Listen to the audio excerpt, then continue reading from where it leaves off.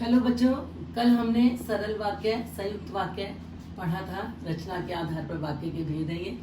इसमें तीसरा है मिश्रित वाक्य। इसको मिश्र वाक्य भी कहा जाता है। बच्चे, जिस वाक्य में एक से अधिक सरल वाक्य आपस में इस प्रकार जुड़े होते हैं कि उनमें कोई एक वाक्य प्रधान होता है तथा शेष वाक्य उसके आश्रित होते हैं, उसे मिश्र वाक्य कहते हैं। बेटे, आश्रित होना उस पर डिपेंड होना। जैसे देखो, माँ चाहती है कि उसका बेटा डॉक्टर बने। मैंने एक व्यक्ति देखा जो दुबला पतला था। जब मैं उसके घर गया तब वह सो रहा था। उस लड़के को बुलाइए जिसने काली कमीज पहन रखी है। मुझे वह पुस्तक चाहिए जो पुस्तकालय में है। जो चिट्ठी बांटता है उसे डाकिया कहते हैं।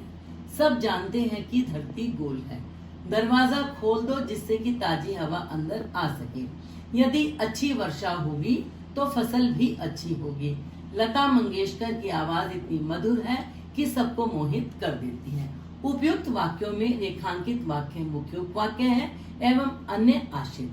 रेखांकित यानी कि बच्चे जो नीचे अंडरलाइन किया हुआ है। इसमें आप ये समझो बेटा, अगर मोटे तौर पे आप इसको समझोगे तो क्या होता है, माँ चाहती है कि उसका बच्चा डॉक्टर बने। की योजक वाले जो होते हैं वो मिश्रित वाक्य हैं। और इसके अलावा बेटे, जो, जिसे, जैसे, जिन्हें, जहां और यदि, ये जो भी सेंटेंस होते हैं, जो भी वाक्य होते हैं, इनसे शुरू होते हैं, वो हमारे मिश्र वाक्य होते हैं। अब इसमें उपवाक्य क्या है? देखो बच्चों, मिश्रित तथा संयुक्त वाक्य एक से अधिक वाक्यों के मेल से बनते हैं।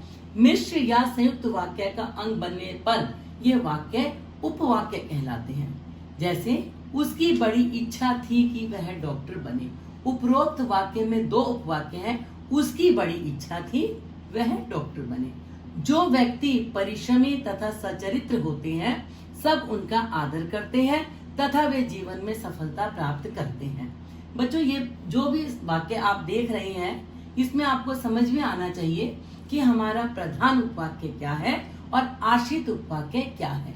लेकिन उससे पहले हमने पढ़ा है उपवाक्य। इस वाक्य में तीन उपवाक्य हैं। जो व्यक्ति परिश्रमी तथा सचरित्र होते हैं, सब उनका आदर करते हैं, वे जीवन में सफलता प्राप्त करते हैं। अब बच्चे, उपवाक्य के भी तीन भेद होते हैं। प्रधान उपवाक्य, समानाधिकरण उपवाक्य और आश्रित उपवाक्य। प्रधान उपवाक्य, बेटा बात शब्द से ही समझ में आ रहा है, जो अपने आप में होली सोली है, प्रधान है।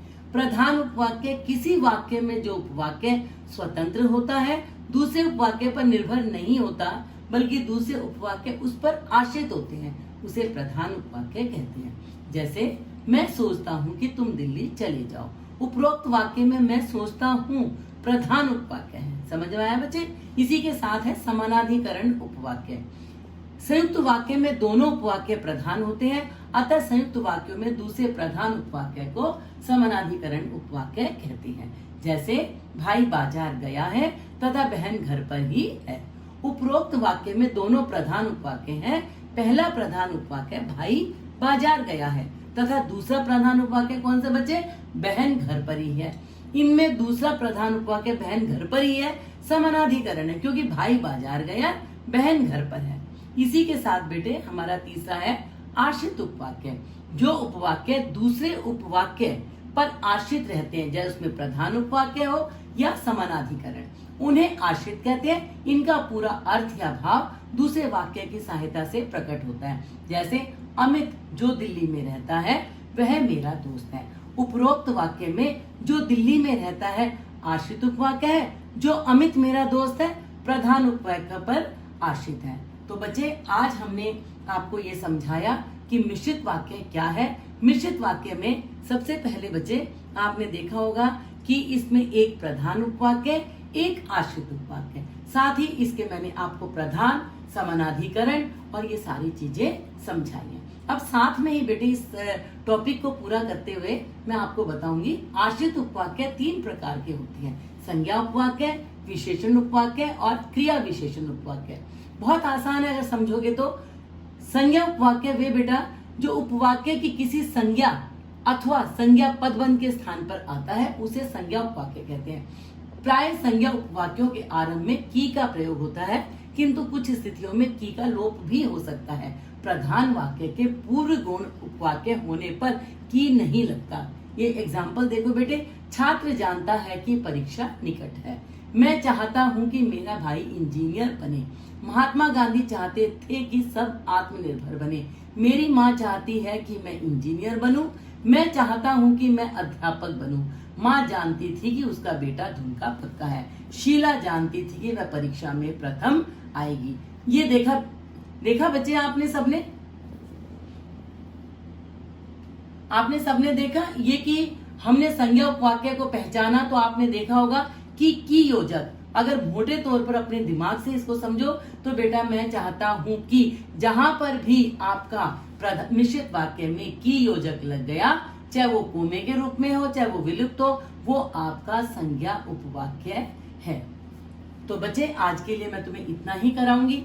विशेषण उपवाक्य और क्रिया विशेषण उपवाक्य जो है मैं अपनी कल की वीडियो में आपको अच्छे से समझाऊंगी, क्योंकि इसको अगर हम अच्छे तरीके से करेंगे तभी ये चीज हमें समझ में आएगी। एकदम इसको स्पीड से खींचने से बात नहीं बनने वाली। सिर्फ आज का आपका काम है कि आपने मिश्रित वाक्य को पढ़ना है। मिश्रित वाक्य के साथ ही आपने उसके प्रधान उपवाक्य और आश्रित उपवाक्य को समझना है, और उसके साथ ही आपने देखना है कि प्रधान उपवाक्य की क्या पहचान है, आश्रित की क्या है और समानाधिकरण की क्या है। फिर उपवाक्य के मैंने 3 भेद है। 3 में से मैंने आपको सिर्फ संज्ञा उपवाक्य कराया है। बाकी के 2 आपको उपवाक्य के भेद, विशेषण और क्रिया विशेषण मैं अपनी कल की वीडियो में कराऊंगी। और आज के लिए इतना ही है। और पीडीएफ में जो काम आपको दिया जाए बहुत ध्यान से आपने पढ़ना है और ये सारे एग्जाम्पल लिखने हैं।